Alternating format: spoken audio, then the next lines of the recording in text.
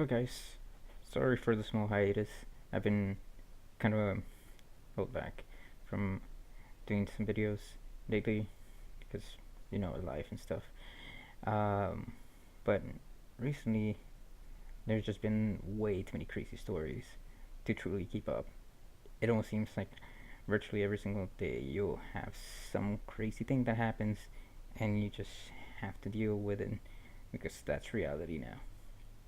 From scandals with the presidency to people acting dumb and letting their kids way too close to wildlife to insane people going and committing terrorism just for the hell of it, which apparently is what goes on right now. It can't, but basically, you can't go 48 hours without waking up, checking Twitter, and seeing that there's a massacre or some other crazy story out. And I mean, don't get me wrong, I enjoy news, but I don't enjoy negative news. It would be crazy to think that all this news could be about, I don't know, new movies coming out or updates on new technology. Something that is more productive than just going out and like finding that basically the world we live in keeps on getting considerably, not necessarily less safe, but more chaotic over time. And it may be just that a lot of things that we are experiencing now we didn't pay attention to before in the past because we were not necessarily focused on what was going on at the time, or we weren't exactly invested on it, or we just didn't have the technology that we have now, where pretty much everyone is connected, and no matter what you do, there will be always a camera there to record whatever's going on. It's just one of those things where you have to be always paying attention, always glued to a screen, or you try to avoid everything that is out there to just try to live in peace. And even then, you cannot necessarily manage to do that. It's one of those weird instances in which technology is great, but not necessarily the best friend that you can have at the same time. It's just the duality of what it's doing to our society and like the way that we are being presented with information now. Everyone goes around talking about fake news or how media is always trying to twist what is actually going on, but there is always this semblance that no matter where you get information from, the information could be biased or I guess corrupted. Because if you really think about it, you're getting information from someone else, not necessarily from the actual source, not from the event happening itself. Every single thing that we see now is just something that has been repurposed, packaged in a neat uh, envelope, and then just fed to us. To what? And who knows? I mean, that's why we have conservative media, we have liberal media. There's always that whole endless fight between which one is saying the truth, which one is actually reliable. Any person in the middle would say that, regardless of who you're actually getting information from, both sides lie. But the truth is that no one is really truly lying. It's just the way that they're presenting the information. Now, it is true that there are stories presented that could potentially be completely BS, and that I'm not trying to deny that.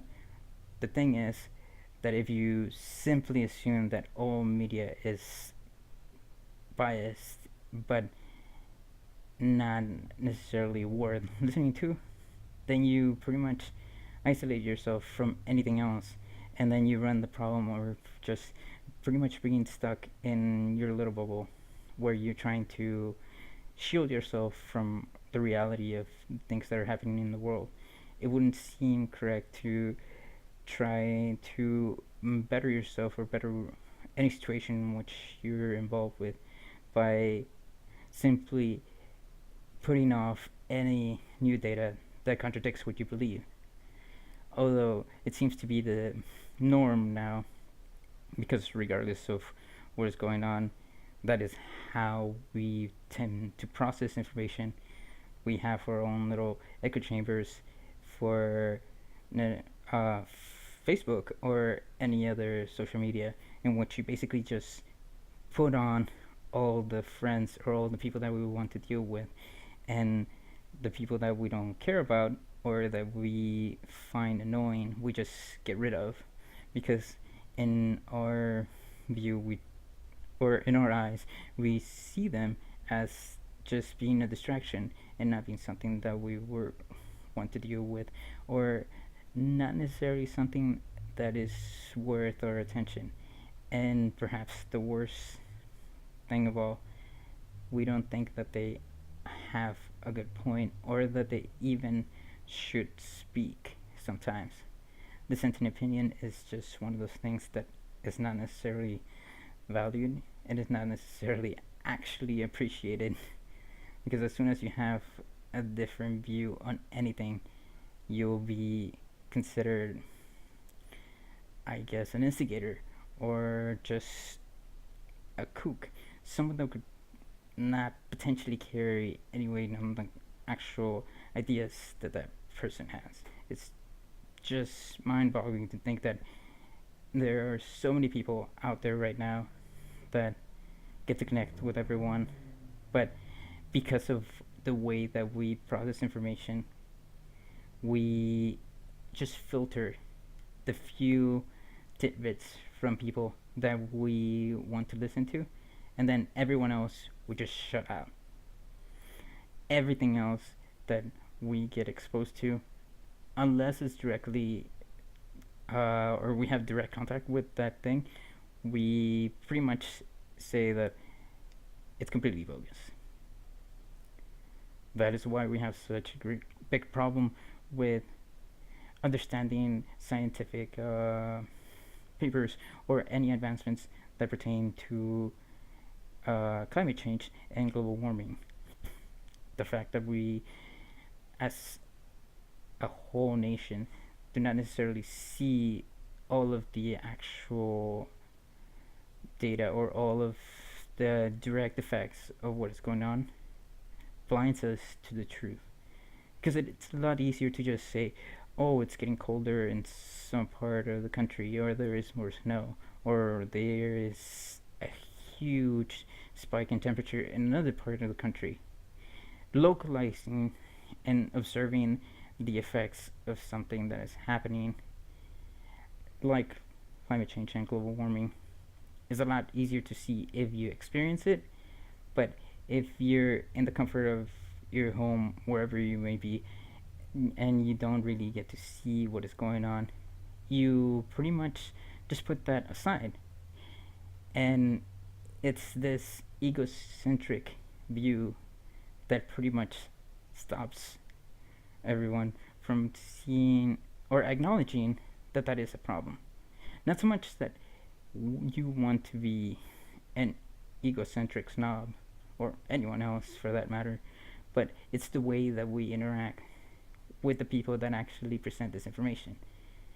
In any case, or any real debate that I've ever seen, which has both sides trying to present information, one being a scientist, the other one being a lobbyist or a political pundit that is trying to actually try to achieve a middle ground, always ends up being an argument or a debate in which the scientist produces facts, the other side, political pundit or anyone else that is confused, does not understand the facts, who wants to be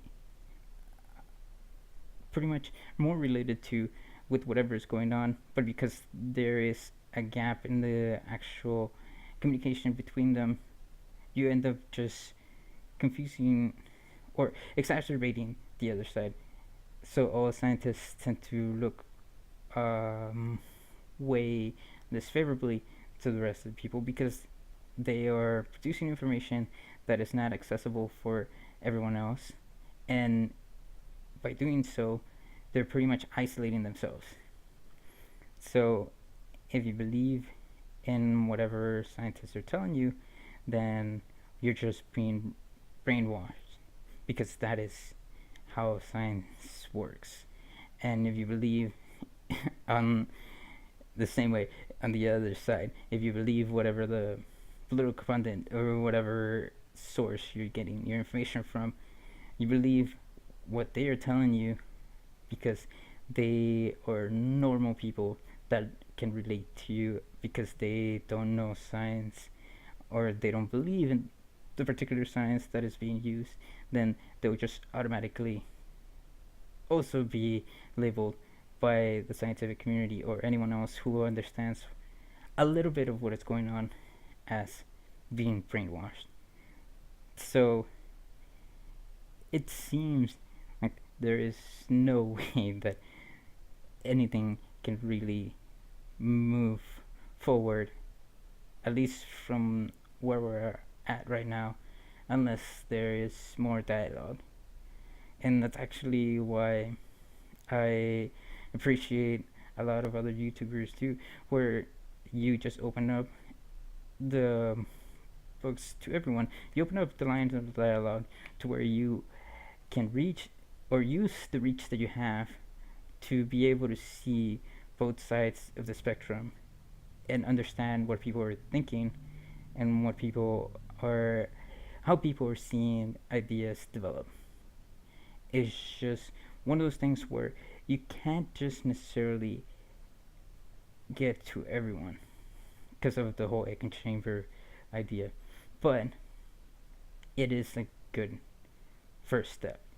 So, with that in mind, I would want for my videos moving forward to become more of a dialogue base in which I describe something that is going on, or I give my opinion on what is going on, and I open up the floor for anyone that is out there, hopefully, and see who watches this to give me some pointers. Perhaps I don't know, or whatever I'm talking about is not necessarily 100% correct, and I mean that is okay because I am a human being, but the interest that I have with this is to try to make it so that whoever watches this can at least open up and chime in so that this problem that I perceive right now does not snowball out of control. Because it's all about trying to become better. And I believe that by doing this, I will become better as well as whoever actually ends up interacting with me. So, to anyone else out there watching, thanks for listening, watching. Please do leave a comment, subscribe, and hit that like button. Thank you.